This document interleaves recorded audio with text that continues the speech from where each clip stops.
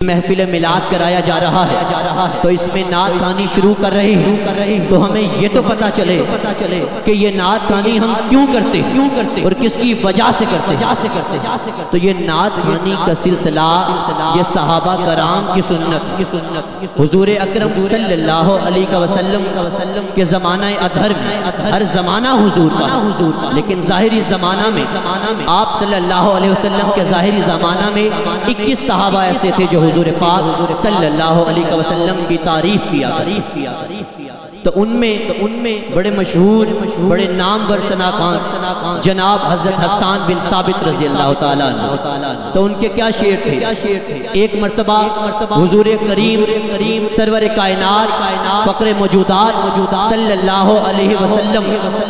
مسجد میں تشریف فرما تھے سامنے صحابہ تھے جن میں حضرت حسان بن ثابت رضی اللہ تعالیٰ عنہ موجود تھے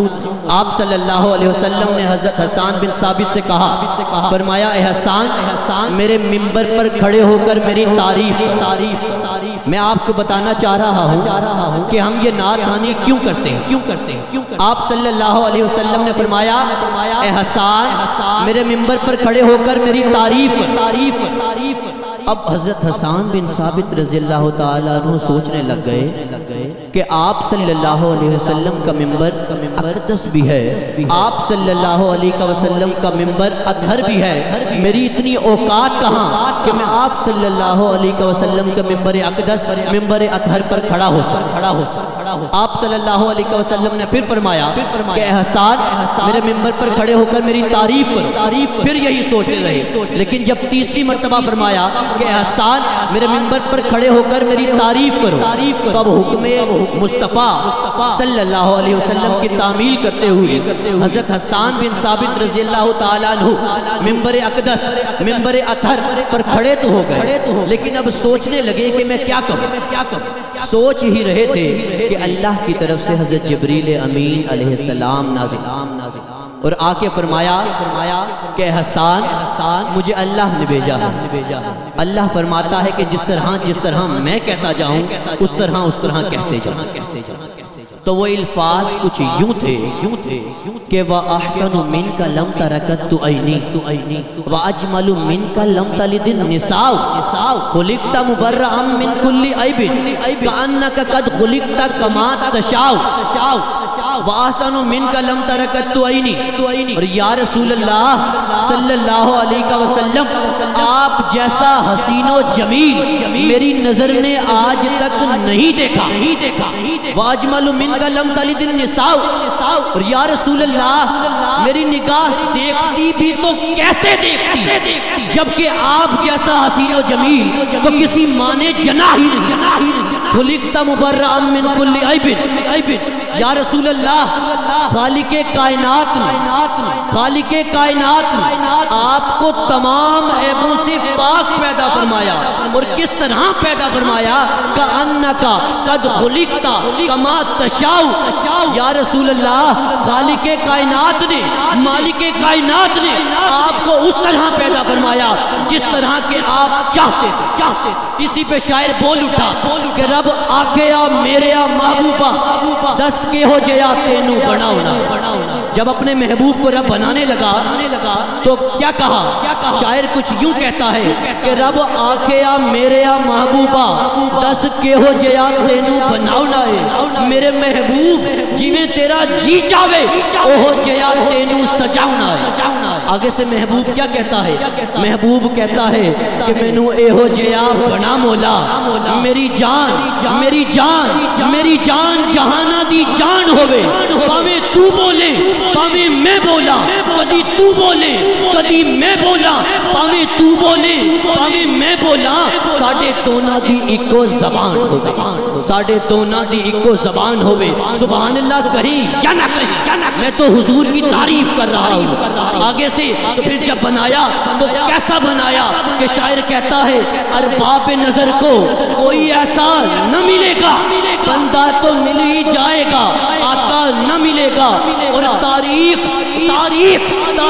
اگر ڈھونڈے گی ثانی محمد ثانی تو بڑی چیز ہے سایہ نہ ملے گا، ثانی تو بڑی چیز ہے۔ میں آپ کو بتانا چاہتا ہوں ہم کس نبی کی تعریف کر رہے ہیں، کس نبی کے میلاد میں بیٹھے ہیں، جس نبی کے بارے میں کہا گیا جب بنایا تو کیسے پیارے ہیں، ان کے حسن و جمال کی بات ہوئی تو شاعر کہتا ہے کہ سر سے لے کر پاؤں تک تنویر ہی تنویر ہے۔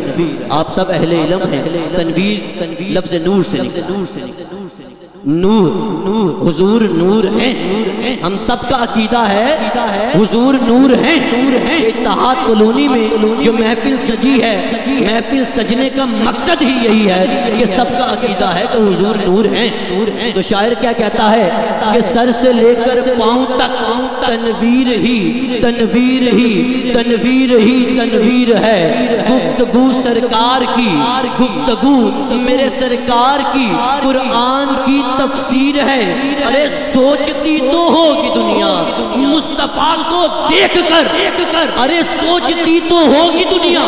مصطفیٰ کو دیکھ کر کہ وہ مصور کیسا ہوگا جس کی یہ تصویر ہے، ارے وہ مصور کیسا ہوگا جس کی یہ تصویر ہے۔ پھر کہا کہ بے حد نے عجب کام کیا، حد کر دی۔ رب کائنات بے حد، جس کی کوئی حد نہیں، فرمایا کہ بے حد نے عجب کام کیا، حد کر دی، گنجائش تنقید سبھی رد کر دی، کوئی تنقید نہ کر سکے۔ حضور کے ماننے والے بیٹھے ہیں، شاعر نے کہا کہ بے حد نے عجب کام کیا، حد کر دی، گنجائش تنقید سبھی رد کر دی۔ ارے خود تو پردے میں رہا، خود کو دکھانے کے لیے سامنے تصویر محمد کر دی۔ اب بھی سبحان اللہ نہ بولیں تو کیا ہی بات، ایک دفعہ اونچی کہہ دیں سبحان اللہ۔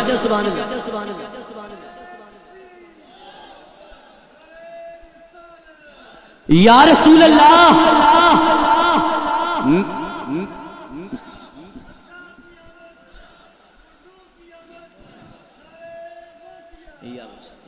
میں اپنی حاضری اختتام کرنے لگا ہوں کیونکہ میری حاضری تو تھی ہی نہیں، لیکن حضور کی بارگاہ میں حاضری لکھی ہوئی۔ نقیب محفل تو جناب شہزاد حاکم صاحب ہیں جو کہ بہت اچھا بولتے ہیں اور یہاں پہ بہت اچھا بولیں گے۔ نقیب میں نہیں ہوں، میں تو خادم،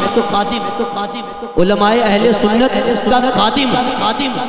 نقابت میری نہیں، نقابت جناب شہزاد حاکم صاحب کی ہے۔ یہ تھوڑا لیٹ ہوئے کیونکہ آج کل آپ کو پتہ ہے عزت انہیں کی ہوتی ہے جو لیٹ ہوتے ہیں، تو شہزاد صاحب تھوڑا لیٹ ہو گئے تو میں نے کہا محفل میلاد مصطفیٰ تو شروع کروائی جائے، تو میں یہاں بیٹھ گیا۔ تو آخر میں صرف یہ کہہ کے جناب شہزاد حاکم صاحب کو مائک دوں گا کہ میلاد یہاں منانے کا اصل مقصد جو ہے جو میرے ساتھ میرے بھائی جواد مصطفیٰ صاحب اور جناب کاشر عباس کیسر صاحب ہم نے جو سوچا، میرے دوست احباب نے جو سوچا اس لیے میلاد منایا، تو یہ میلاد ہم نہیں منا رہے، میں آپ کو پہلے کہہ چکا ہوں، یہ تو ہم خوش قسمت ہیں کہ اللہ نے ہمیں اپنے محبوب کے ذکر کے لیے چن لیا۔ ان اللہ اصطفیٰ لکم الدین، اللہ تعالیٰ لوگوں کو چنتا ہے۔ یہاں پہ ہم ایسے نہیں بیٹھ گئے بلکہ ہم بلائے گئے ہیں، اور ہم کسی عام شخص کے مہمان نہیں بلکہ سرور کائنات فخر موجودات صلی اللہ علیہ وسلم کے مہمان ہیں۔ میرا یہ دل چاہتا ہے آپ کو اپنے دل کی بات بتا رہا ہوں کہ ہر جگہ حضور کا چرچا، تو یہاں پہ مائک میں تب دوں گا جو میں دینے لگا ہوں۔ یہ نہ سمجھیں کہ میں مائک کے ساتھ لگ جاؤں گا، میں کون سا نہ نعت کا ہوں نہ مقرر، میں صرف اتنا چاہتا ہوں کہ میں کہوں نعرہ رسالت اور آپ کہیں یا رسول اللہ، اور یا رسول اللہ یہ وہ نعرہ ہے جب عاشق سنتا ہے تو اس کے دل کو سکون ملتا۔ تو جب میں کہوں یا رسول اللہ، جب میں کہوں نعرہ رسالت، تو آپ سب نے کہنا ہے یا رسول اللہ، اتنی آواز میں کہنا ہے جتنی آواز آپ کی نکلتی ہو، اور اپنے کام کے لیے تو بڑی آواز نکلتی، تو حضور کا ذکر یہ ہمارا سب سے اہم کام ہے۔ تو نعرہ رسالت،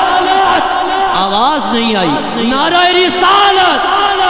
نعرہ رسالت، رہے گا یوں ہی ان کا چرچا رہے گا،